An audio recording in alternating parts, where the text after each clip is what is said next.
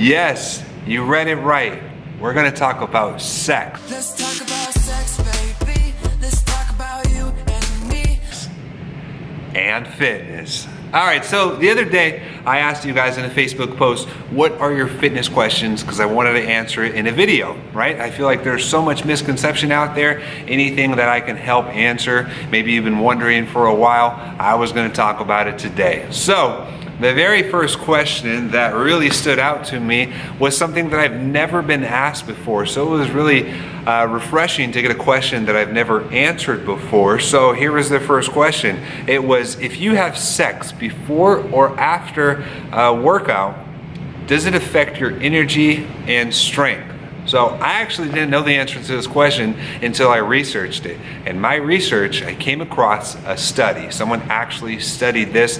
How they tested the study was they asked a professional boxer to refrain from sex with his wife for a week straight. Then they were going to test his strength and his testosterone levels. Then the very next week, they asked him to have as much sex as he can with his wife. And same thing, they were going to test his strength and they were going to test his testosterone level. And surprisingly enough, after having sex with his wife and coming in for a workout, not only was his leg strength higher, his punching power was more, and his testosterone increased by 20%.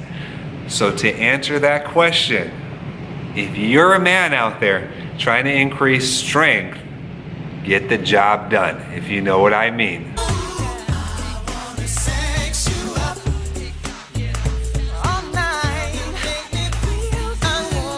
So thank you, David, for that question. That was awesome because I've never been asked that before, and now I know the answer to it. So thank you. All right, so the next question came in from Ellie, and her question was time. And she said her husband works 12 to 12, 6 days a week. How the heck can he make it work? Now, that's a very good question, and a lot of the times when I sit down with a prospective client, they make time their excuse. And I chose my words very carefully. I said they make time their excuse. Doesn't necessarily mean that I don't want to put down Ellie's husband and say, oh, what, 12 to 12? Pfft. That's nothing, no big deal, it's just a 12-hour shift.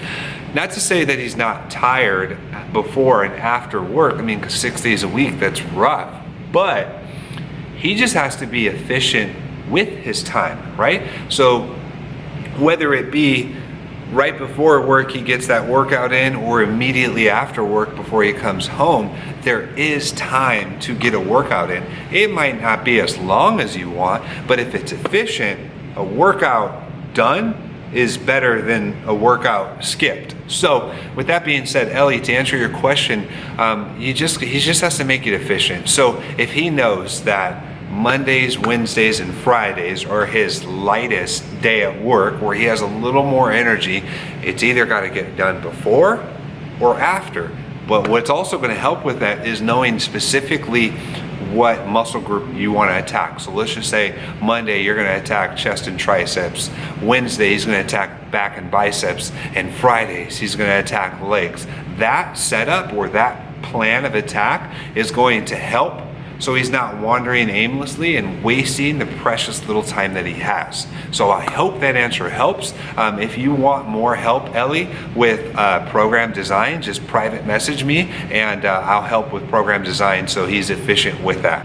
The next question comes in from Vanessa, and her question was, what food to eat and finding easy meals, and what type of workouts do I need for my body type? So it's kind of a two-part question. So when it comes to nutrition, if you guys don't know, I am a macro counter. I believe that counting your macronutrients is the most efficient way if your goal is either fat loss or to gain muscle. If you're not familiar, your macronutrients are protein, carbohydrates, fat, and alcohol is actually a macronutrient too, but if you don't drink, we're not worried about that. So let's say we're talking about 100 grams of 100 grams of protein, 150 grams of carbs, and 50 grams of fat.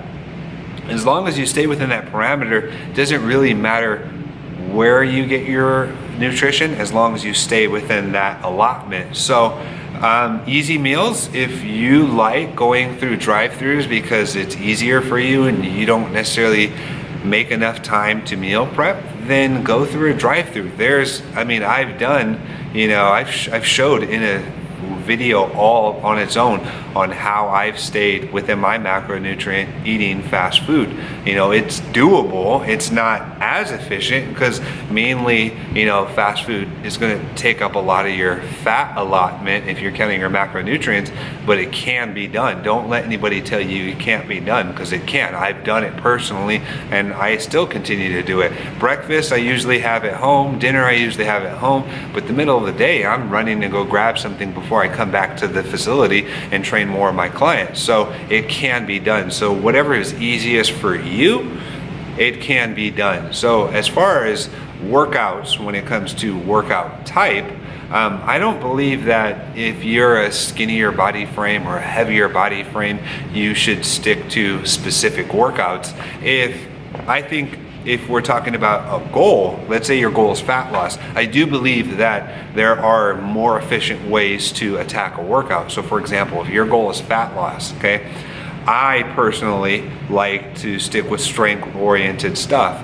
But if that doesn't work for you, I can burn fat lifting weights and be totally okay and get to my goal. Some people don't operate that way. So some people have to be at a more metabolic training style. So being, some people will call it HIIT training.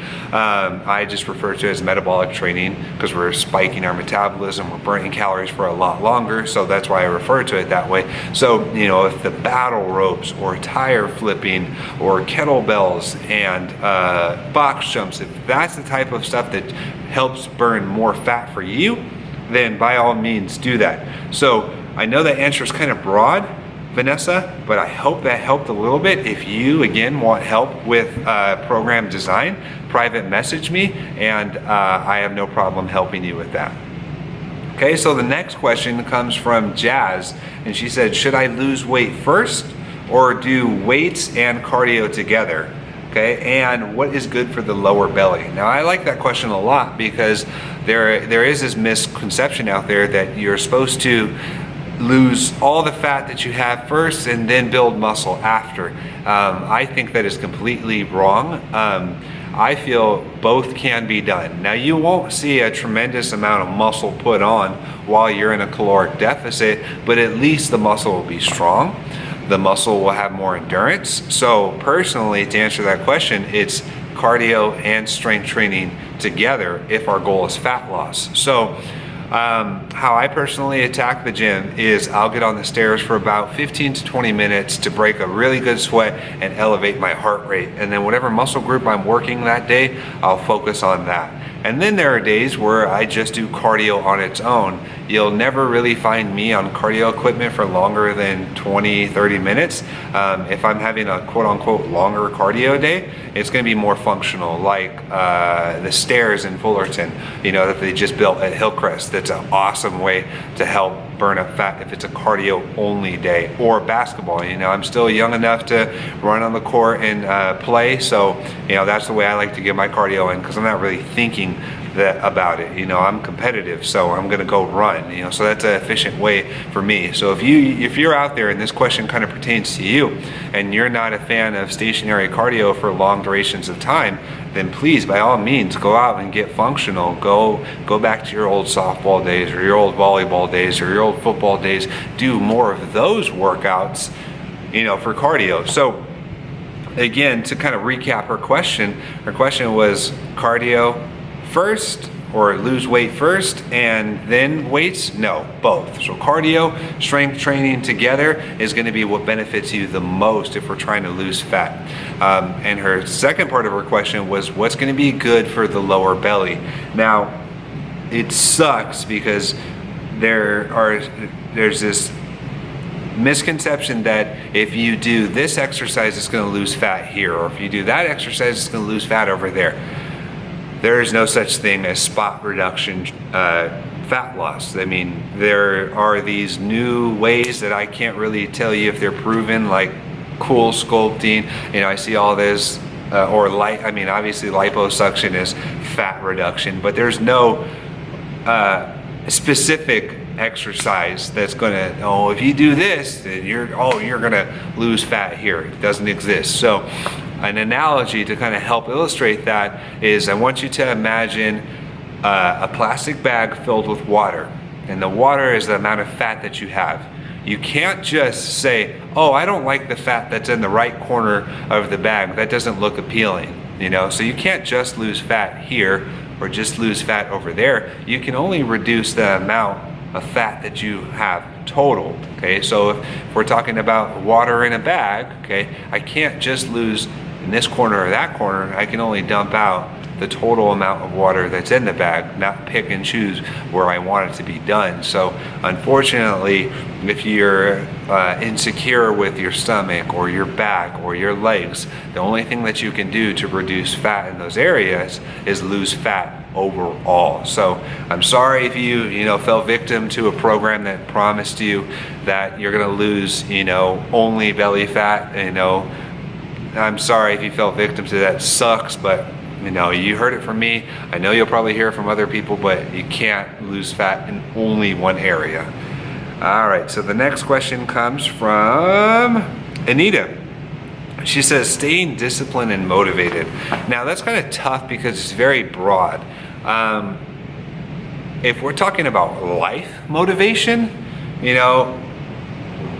it's everyone's a little different. What works for me is knowing specifically what my year goal is, what my 3-year goal is, what my 5-year goal is, and then attacking it one by one, little by little. I'm 27 now, and I've always had goals and aspirations that were way too far out, and I didn't get to it, so I got discouraged, So the best thing that I think that would keep you motivated if you have a 3-year goal, a 5-year goal, a 10-year goal, is to attack week by week, day by day. So if personal development or motivational videos do it for you, then by all means. So if we're not talking about a life goal, let's say we're talking about a fitness oriented goal. If your fitness goal is to lose 20 pounds of fat, yeah, that's great. This is the end all be all goal. And you don't do it in the first week, guess what? It's okay. But if you lost 1 pound in the first week and then another pound in the second week, then your average is losing 1 pound a week. So how long is it going to take you? 20 weeks. So if it's going to take you 20 weeks, then that's okay. That's a gaugeable goal, and that's an attainable goal. So finding motivation is good. For fitness oriented goals. What kind of works, I think can work for you, is buying let's say we're talking about jeans, right? Jeans that you used to fit into, right? Let's say you're a size 15 jeans now and you want to fit into an 8. Go buy those jeans right now and hang them right on your door so you see them every freaking day. Or hang a motivational quote right in your sun visor, so that way you see it every time you get in your car, because I know most of us get in our car and we drive every day. So little goals can set up big goals in the long run, and if that helps motivate you, then stick with it. But there are going to be days where you're not motivated, and that's okay. But we don't let one day turn into 7 days and 7 days turn into 30 days. Don't get stuck in a rut too long because we lacked a little motivation one day. Okay, set up small goals to attack large goals. Okay, so they're very good question, Anita. Thank you. Next question comes in from Amanda. She said, why do I eat everything I see? Now, it sounds like a little sarcasm behind that question, but if I'm answering that honestly, sometimes if you eat everything you see, it's not because you have absolutely zero discipline whatsoever.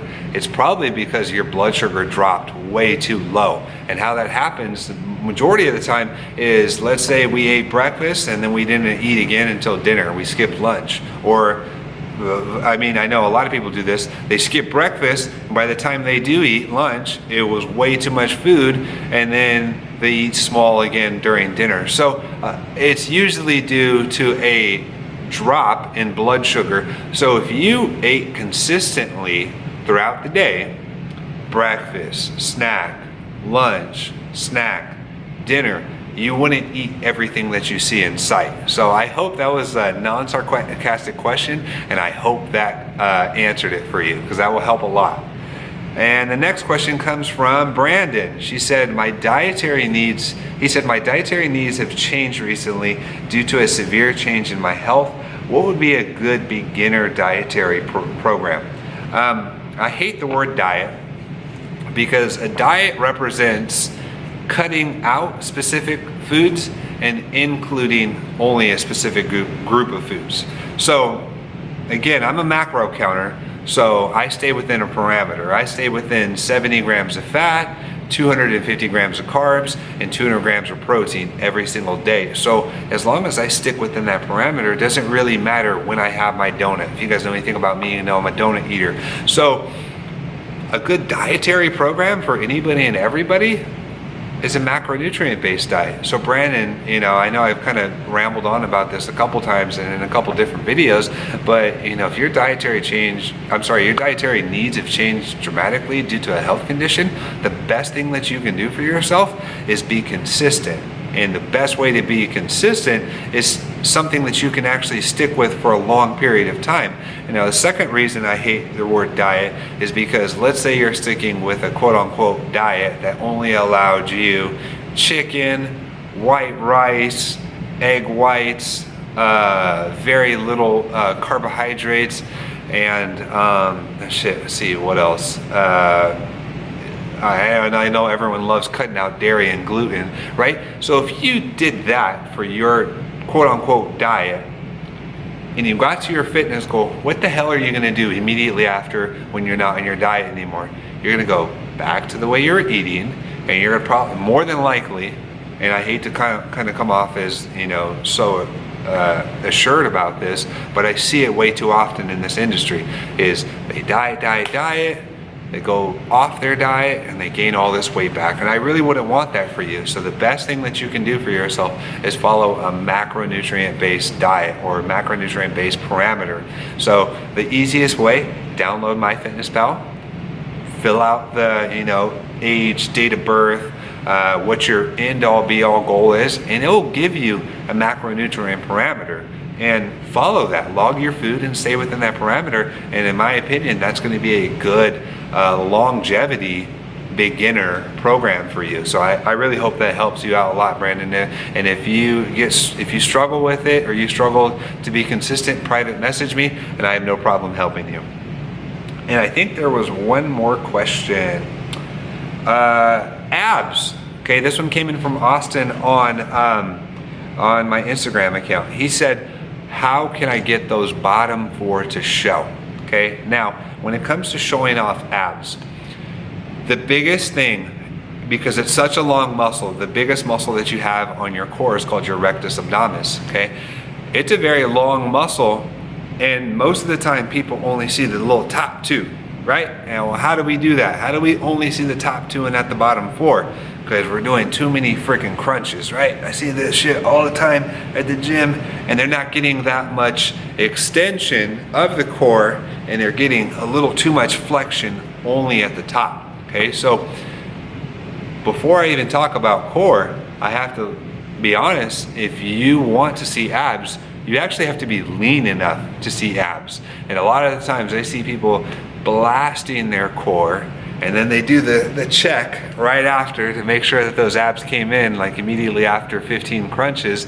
You have to be lean enough to show your core muscles. So roughly for guys, it's going to be between 9 and 12% body fat in order to actually show visible abs. For females, it's going to be between I would say 17% and 20%, because that's lean for a female. So if you're not lean enough, don't expect to see abs, and that's just me being honest, okay? So when we are lean enough, let's say we are lean enough, because I know Austin is, okay? We actually have to have enough extension and flexion. So great core exercises is something like the ab hanger. okay, where we can get a lot of extension and a lot of flexion. Another great one are decline crunches, because if we're not at a decline, we're not going to extend that core all the way like I see a lot of people do as far as floor crunches. You know, oh man, I see people beating themselves up with floor crunches. Russian twist, you know, that's going to pop out those obliques too. So we have to show visible abs. One, we have to get full flexion and full extension of the core, and then two, we have to do a lot. Don't let anybody tell you that, oh, you know, this 6-minute workout, you know, is all it took. No, you have to blast those muscles to have them visible and pop out. Okay, so that is all the questions that I got recently. If you have any more questions, please direct message me with your questions so I can do another video just like this and hopefully help you guys out and kind of nip in the bud all the, you know, oh, I heard this, I heard that. I want to do more of these videos, so please share, comment, like below so I can get more of these videos out there. I hope this helped you guys. I'll see you guys back with more. Take care.